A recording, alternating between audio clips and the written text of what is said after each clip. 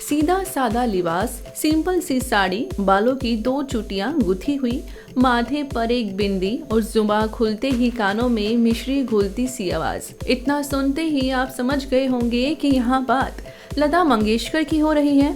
आज वह हमारे बीच नहीं है, लेकिन उनके गाए हुए गीत में वो हमेशा साथ होगी।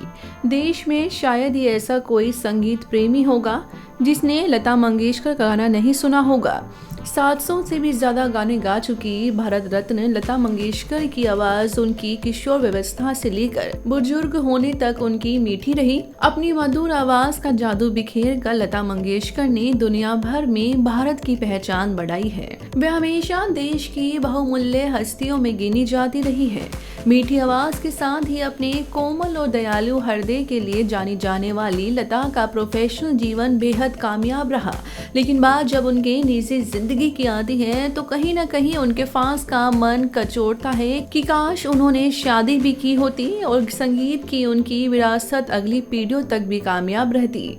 अक्सर लोगों के मन में सवाल उठता है कि लता मंगेशकर ने शादी क्यों नहीं की। इतनी सफलता के बाद भी लता जीवन भर अविवाहित क्यों रही। उनके शादी नहीं करने के पीछे कई तरह की बातें बताई जाती है, लेकिन लता मंगेशकर ने साल 2011 में अपने जन्मदिन पर इंटरव्यू में खुद इसकी वजह बताई थी। इंटरव्यू में उनसे पूछा गया था, शादी के सपने के साथ बड़ी होने वाली हर लड़की की तरह क्या आपको शादी करने का विचार कभी नहीं आया। इस सवाल पर लता का जवाब नहीं था। उन्होंने कहा, सब कुछ भगवान की इच्छा के अनुसार होता है।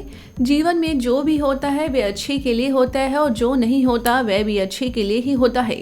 इंटरव्यू देते समय वह करीब अपने जीवन के 80वें वर्ष में थी। उन्होंने आगे कहा, अगर ये सवाल मुझसे 4-5 दशक पहले पूछा जाता तो शायद आपको कुछ और जवाब मिलता, लेकिन आज मेरे पास ऐसे विचारों के लिए कोई जगह नहीं है। लता मंगेशकर ने इंटरव्यू में बताया था कि घर में सबसे बड़ी थी, सो उन पर जिम्मेदारियां भी कही थी। उन्होंने कहा था, घर के सभी सदस्यों की जिम्मेदारी मुझ पर थी। ऐसे में कई बार शादी का ख्याल आता भी था तो उस पर अमल नहीं कर सकती थी।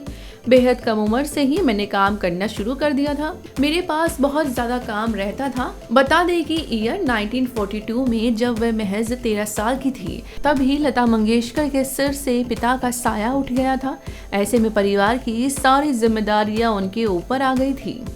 इस वीडियो में इतना ही। मैं योगिता शर्मा, पंजाब केसरी दिल्ली से। अगर आप ये वीडियो फेसबुक पर देख रहे हैं तो हमारे फेसबुक पेज बॉलीवुड केसरी को लाइक कीजिए, और अगर आप ये वीडियो यूट्यूब पर देख रहे हैं तो हमारे यूट्यूब चैनल बॉलीवुड केसरी को सब्सक्राइब करना ना भूलिए।